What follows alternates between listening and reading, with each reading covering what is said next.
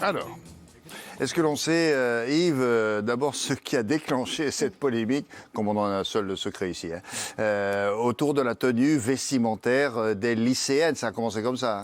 Oui, alors c'est une affaire qui est assez récurrente et qui revient comme ça sur la scène quand il y a une affaire qui est médiatisée. Déjà en 2016, un étudiant, un lycéen qui était à Albi s'est vu interdire l'entrée du lycée parce qu'il se maquillait. Ça n'a pas plu au chef d'établissement. Les derniers, en octobre, il se maquillait, il aimait bien se maquiller. Et le chef d'établissement considérait que ce n'était pas quelque chose qu'il fallait faire et qu'il ne voulait pas de garçons maquillés dans le lycée. Bon. En octobre dernier, ce sont des collégiennes qui habitent en Isère, qui sont vues également avoir une procédure disciplinaire parce qu'elles avaient des petites tenues, en tout cas qui ne correspondaient pas à ce que souhaitait le chef d'établissement. Mais là, l'affaire a rebondi, il y a quelques jours, vous l'avez dit, par un mouvement de lycéennes qui se sont vues interdire l'entrée également du lycée. Elles ont monté un mouvement sur TikTok d'abord, elles ont fait des vidéos, après sur les réseaux sociaux, ça s'appelle le mouvement du 14 septembre. Ça a d'ailleurs été relayé notamment par Marlène Schiappa, ça a été repris un peu partout. Et ce mouvement-là, elles ont appelé les jeunes filles à aller se présenter à l'entrée du lycée dans la tenue de leur choix, en disant qu'il n'y avait pas de raison, effectivement, qu'il y ait des limites. Et même d'ailleurs, j'ai vu ça aussi à Rome il y a quelques jours, un lycée, William, de Rome, a interdit les mini-jupes. Mais le motif est pas mal, c'est parce que le motif précisé, c'est que ça trouble les professeurs. Peut-être en cours de maths, je ne sais pas, mais en tout cas, oui, c'est interdit. Ah oui, mais c'est italien, hein. Alors, oui.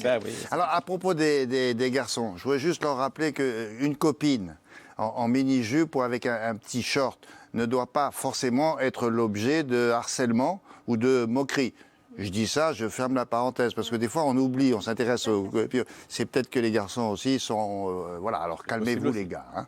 Voilà. Est-ce que là ça a coincé, si j'ose dire, car tout le monde se demande, vous allez voir, ce que veut dire l'expression « s'habiller d'une façon républicaine », et c'est le ministre qui a dit ça. Et oui, il a dit ça il y a quelques jours. Il n'a pas que dit ça, d'ailleurs. Il a dit également qu'il fallait s'habiller avec une certaine sobriété. Il a dit qu'on ne devait pas aller à l'école comme on va à la plage ou comme on va en discothèque. Et puis, il a dit cette phrase que vous avez répétée, effectivement, il faut s'habiller de façon républicaine.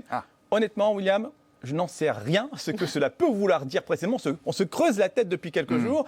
Alors bon, en vrai, on a un peu taquin. On peut peut-être essayer de comprendre ce qu'il a voulu dire. Oui, parce qu'il a fait d'autres interviews et on comprend en fait qu'il veut parler d'égalité. Il veut qu'il n'y ait pas de discrimination par rapport à l'état de fortune des enfants, que certains aient des marques, d'autres pas. C'est dans son idée, effectivement. Alors, il avait d'ailleurs fait une petite réflexion qui laisse penser que peut-être au fond de lui, il ne serait pas contre le retour de l'uniforme. Puisqu'il y a des pays où on va avec un uniforme. Ça revient chaque année. À chaque fois, mais d'ailleurs en France, il y a des établissements privés qui imposent l'uniforme. C'est pas quelque chose qui est forcément. Oui, mais là, c'est la laïcité peut-être. Ça n'a rien à voir avec la décence. Ou le correctement porté, ça n'a rien à voir avec ça. C'est autre chose. Là, les jeunes filles, elles disaient, moi j'ai envie de venir en short. La revendication, c'était par rapport à la décence, au fait de pouvoir s'habiller comme elle veut. Là, il parle plutôt d'égalité, effectivement, qu'il n'y ait pas de discrimination, parce qu'il faut comprendre que c'est le chef d'établissement qui décide comment on peut s'habiller dans le règlement intérieur. Mini-jupe, par exemple, non. Il peut dire décolleté, non. Il peut dire, alors j'ai noté, parce que je ne connaissais pas le mot, William, je connaissais, croque top. C'est quand on voit le nombril. Là, je ne connaissais pas. Moi, mon voisin, je vois son nombril, mais c'est pour d'autres raisons, lui. C'est parce que c'est un peu. Les garçons, pareil, jogging, pantalon troué, casquette, ils peuvent décider que non, ça, c'est pas autorisé. Est-ce que alors, bon, ça, c'est dans les établissements scolaires. C'est le chef d'établissement qui décide. C'est ça, hein? Oui. Bon. Est-ce que la loi dit quelque chose sur cette question? La loi? Alors, essentiellement, c'est l'appréciation du chef d'établissement parce qu'on l'a dit, il y a le règlement intérieur. Alors attention, petit bémol quand même. Il n'est pas forcément tout seul, le chef d'établissement, à faire le règlement intérieur. Il peut demander l'avis de délégués d'étudiants, c'est ce qu'ils veulent d'ailleurs, ou de parents d'élèves, etc. Donc, petit bémol. Ensuite, la loi s'en mêle quand même, c'est vrai. Ce n'est pas que le règlement intérieur. Il y a deux lois notamment qui impactent la façon dont on s'habille à l'école. La première, c'est la loi de 2004 sur la laïcité. Et qui dit quelque chose d'intéressant. Je vous dis la phrase parce qu'on va la voir d'ailleurs, c'est vraiment précis.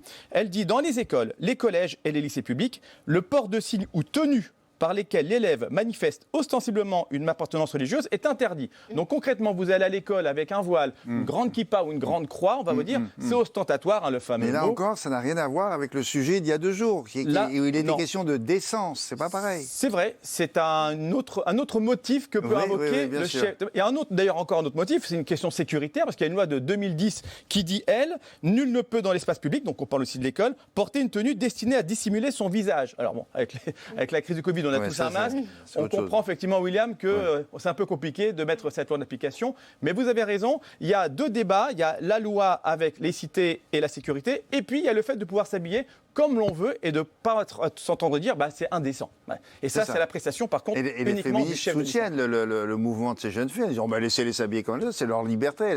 Elles profitent de cette liberté-là, avec ce temps-là. Le problème, c'est que le chef d'établissement décide souverainement et peut considérer qu'un décolleté, alors, où est-ce qu'on met le plongeon du décolleté? Est-ce que c'est là? Est-ce que c'est là? C'est là la question, c'est que c'est à l'appréciation du chef d'établissement. Tiens, ça me fait penser à ce qui est arrivé ces jours-ci. On va sortir de l'école, là. Est-ce que c'est pareil pour nous tous? Si on veut se rendre, par exemple, dans un bar, un magasin, un musée, est-ce qu'on peut nous imposer une tenue correcte exigée? Vous connaissez ce panneau-là? Alors, oui ou non? Oui, ça c'est une phrase qu'on voyait dans les cartons d'invitation. Ça me rappelle ma jeunesse quand j'allais en discothèque. Oui, les entrées. Les entrées, voilà. Non, pas de basket, le jean troué. Alors, casino, discothèque, établissement, en fait, ce sont des endroits privés qui accueillent du public. Alors là, la personne peut vous dire, oui, mais moi, je veux décider qui rentre dans mon établissement.